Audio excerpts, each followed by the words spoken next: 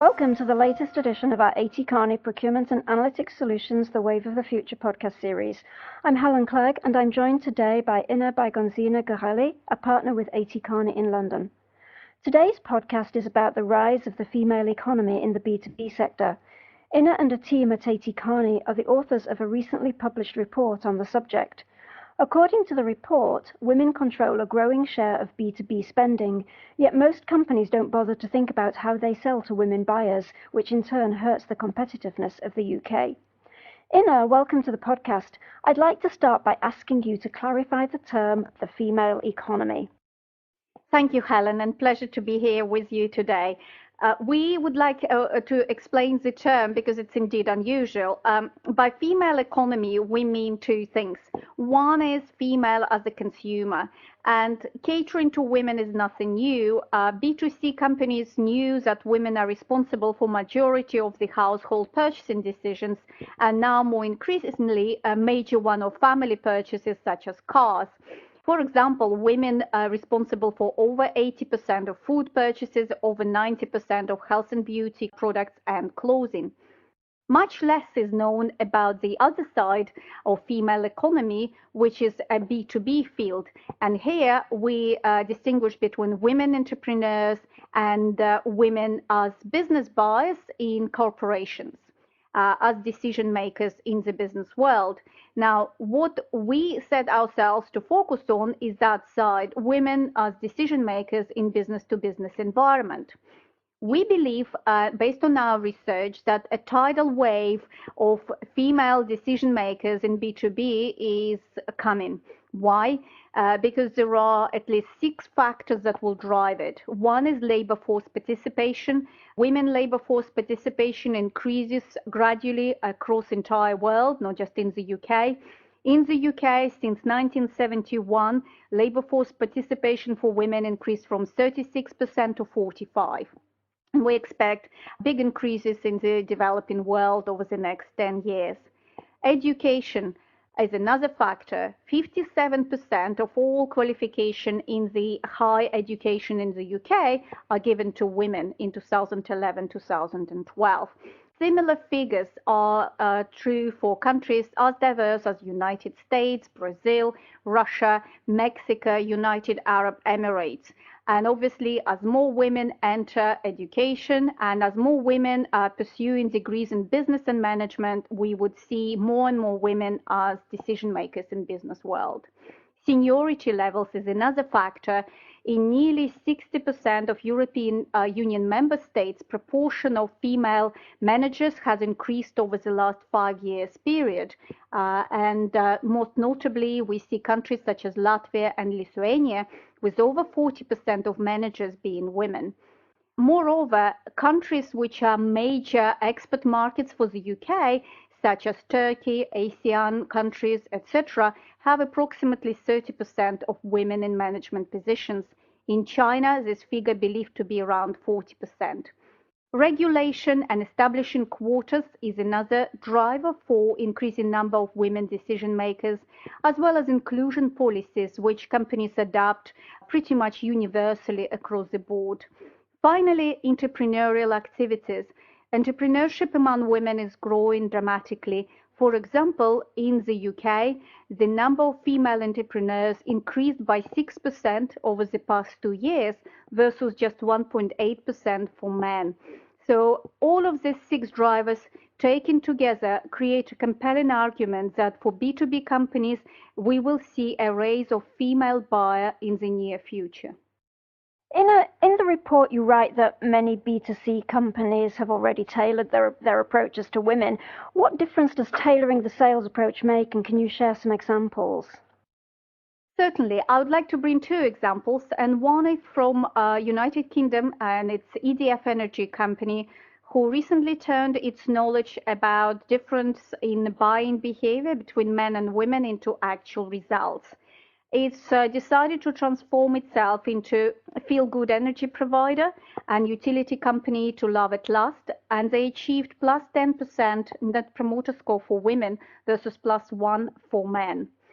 The other example is business services company in the UK, Rentokil Initial.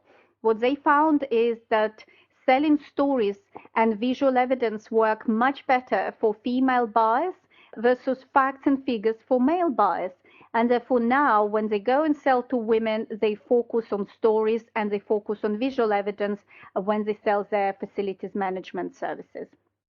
I find that really interesting about the fact that Rentokil are focusing on visual for women and analytics and numbers for men. A great example. So, Ina, what are some of the characteristics of women buyers and how do these compare with their male counterparts? There are differences which our respondents are reporting and elaborating in our interviews, and we had 200 quantitative surveys and over 35 face-to-face or phone discussions. Now, I would like to say that any generalization of this nature sometimes tend to be slightly unusual, but I would like to say that generally our respondents highlighted the following differences in female decision making. One is about collaborative nature of decision making and taking interests of multiple stakeholders. The other one is around considering multiple options and reviewing them as opposed to making quick decisions based maybe on previous experiences and things that worked as business as usual. The third one I would like to highlight is the amount of communication that women like to see between buyer and seller. It's a frequency of communication, and it's inclusion of multiple parties into it to make sure that before the business decision about including certain supplier into the company is made, all the environmental factors and all the criteria are met and examined properly. Finally, what we found from our research is that as a result of including more women into decision-making processes, companies are able to make faster decisions, to adhere to certain processes and internal rules better, and to also make better quality decisions as a result. Ina, you and your team surveyed 200 B2B company executives in the UK for the purposes of this report. What were the major findings? What we found is that 6 out of 10 respondents told us that the number of female buyers either have been always significant for their companies or increased significantly or increased to some extent. And this is an interesting figure, which means for 60% of companies out there, the rise of the female economy is already there, and they already need to start doing something about it. The other fact I would like to bring to attention is that pretty much the same number, 6 out of 10 respondents, say that women make decisions differently to men. In contrast to that, only 1 in 5 companies are tailoring their approaches to women. We found this fascinating because there is clear lag between the trends I described earlier in this podcast and actual reaction of the companies to the rise of the female buyer. Why do you think the B2B sector hasn't been as quick as the B2C sector to tailor its approaches to female buyers? What are the barriers to doing this? I'd like to highlight 2 main barriers in my view. One is the fact that traditionally in B2B sector, selling products was the key feature. Companies enjoyed the quality of their products and the well-known brands they had in order to be successful. Since probably 2 or 3 years now, I see more and more companies coming to us and raising questions about this way of selling and saying that they're getting less and less successful by trying to push product features and push their product. They are asking about relationship-based selling techniques. They're talking about training their sales personnel on customer partnership and relationship building approaches. This is a new trend in my view. And with that trend, we will expect that companies will see more and more need to profile their customers, and gender is a first step to do that. One might argue that it's a blunt measure, but it's a first measure companies can start looking at to adjust their selling techniques, their relationship building techniques. The second barrier is lack of information. When you are a consumer goods company, traditionally you made your research and you had information about your buyers, whether their age, their gender, family structure, income levels, etc. It's much harder in B2B environment to profile your buyer. As one of the companies in financial services sector told me, we have 6 people making decision about our products and services and about 60 people influencing those 6 to make the decision. So how do I understand all that complex environment and how I'm successful in selling within that environment? So the companies need to become much more sophisticated in the way they profile their customers and in the way they then pass this information, whether it's within CRM or within their teams, to get successful in selling in B2B environment. And gender is a first step and might be blunt instrument, but the first step in realizing or on this path to more tailored selling techniques. So, Inna, what can B2B companies do to catch up to B2C companies with regard to their approach to female buyers? And can you illustrate with examples from your research findings? Our research highlights that there are 4 main building blocks or enablers to allow companies to catch up with B2C companies and to be much more responsive to the type of buyers they have. I'll highlight some of the key success factors with examples. First key success factor is leadership enablement. Pretty much every company we spoke to said that this is a must, this is a vital ingredient, and without it, all initiatives are destined to fail. Usually, it's a forward-thinking business executive who recognizes the importance of female buyer and recognizes the importance of adjusting to that situation. Factor number 1. Second factor is what I mentioned already, is tailored sales and delivery approach, tailored techniques such as rent-to-kill initial or EDF. The third factor is workforce diversity. And to illustrate that, I would like to bring an example of Google. Google's vision is to make information accessible to everyone, regardless of their gender, culture, race, age, etc. And as a result, they believe that having a diverse workforce will help them to achieve that diversity and fulfill their customer needs better. As a relatively young company, they obviously more successful on that path because they can achieve that faster. At the same time, they don't just leave it to the internal diversity. They have initiatives such as Women on the Web, where they tailor their services and help female entrepreneurs to build their online presence. They started with this initiative in India, and they plan to expand it to Latin America, Southeast Asia, Africa, and Middle East. The final factor is what we call outreach.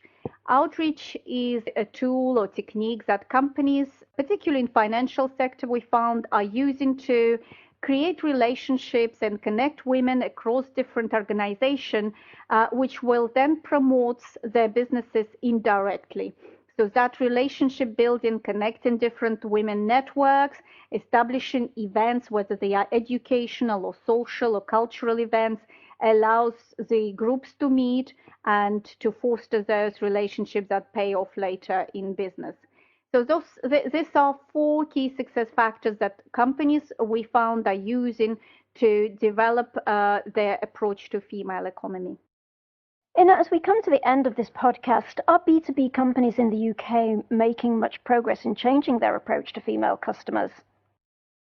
We found that different sectors in the UK have different degrees of progress. And I'd like to bring 3 examples for you. One is manufacturing industry, and we call them riding the trend. What does it mean is that 1/4 of the companies we interviewed reported the significant number of female buyers among their decision makers. The same percentage of companies are tailoring their solutions to female buyers, and half of the companies plan to do more in future. So there is a recognition of the importance of female buyers, and companies are doing something in this respect. The second sector is construction industry, and we call them pushing hard, full speed ahead. Women buyers of construction services have been very rare. And it's only recently the scene started changing very quickly. And now 1 in 4 construction companies are telling us that they see increase of number of female buyers. The industry reacting fairly fast to it, and now 40% of companies saying that they respond to it and begin to tailor their products and services to female buyers. And the same percentage of companies plan to do more in future. So these are a few examples of sectors which respond to female economy in B2B world and have more plans in the future. And finally, Ina, as we come to the end of this podcast, what are the benefits for the B2B sector in the UK as a whole if it embraces the shift needed to sell to the female economy? We produced a couple of scenarios in terms of UK economy and the way it can evolve in the next 10 years, 10 to 15 years in terms of female economy. And the first scenario is called parallel economy, where women's talents are not utilized, women are successful but on their terms, and women work in public sector, in education and charities, but not in the business sector. And what we believe will then happen is that the British businesses and corporates will miss out not just on the talent pool and as a result of their ability to innovate, produce new products and services, but also on their decision making, which will be still catered to one style of decision making.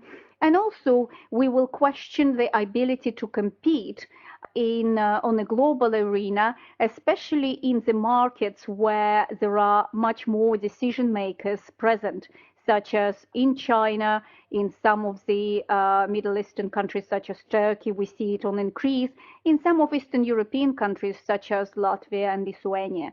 So basically, that scenario doesn't utilize the talent, and we feel this approach of one size fits all to employees of all ages and circumstances will penalize women, and businesses will lose on their competitiveness as a result. Scenario which we support very much is called post-gender economy, where women's talents are utilized, female students enroll in a variety of subjects, including science, technology, engineering. The boundaries between different subjects are blurred, and we see more multidisciplinary approach to academic studies. We see online education, which allows women to upgrade their skills and enter jobs at different parts of their career and after career breaks.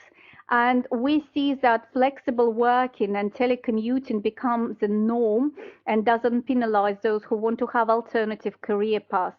As a result, what we see is that corporate Britain will enter what we call a virtuous cycle where all talents are utilized and will create more competitiveness for British companies, which they will need in the global marketplace. So in order for this scenario to happen, we believe that academia, businesses, government need to work together to create right conditions for this to happen. Well, that's been a fascinating insight into the world of the female economy. Ina, thank you ever so much for sharing your thoughts with us and what you got out of the research study. 3 sort of key takeaways for me from what you've been saying is that women do make decisions differently from men, and B2B companies need to respond to this. Secondly, there are a number of barriers to responding to the challenge, including the lack of need and awareness, and also the complexity of the decision-making process. And finally, one of the key success factors in capitalizing on women's talent is really having leadership commitment behind it. So on that note, I'd like to thank Baigozina-Goreli for being my guest today. I'd also like to thank our production engineer, Tom Klein. Thank you for listening to this edition of The Wave of the Future. If you have any comments on this podcast or have a suggestion for a podcast topic, please share your thoughts via Twitter. Our Twitter handle is @ATKPAS. This has been an AT Kearney Procurement and Analytics Solutions podcast production. Join us again soon for the next Wave of the Future podcast.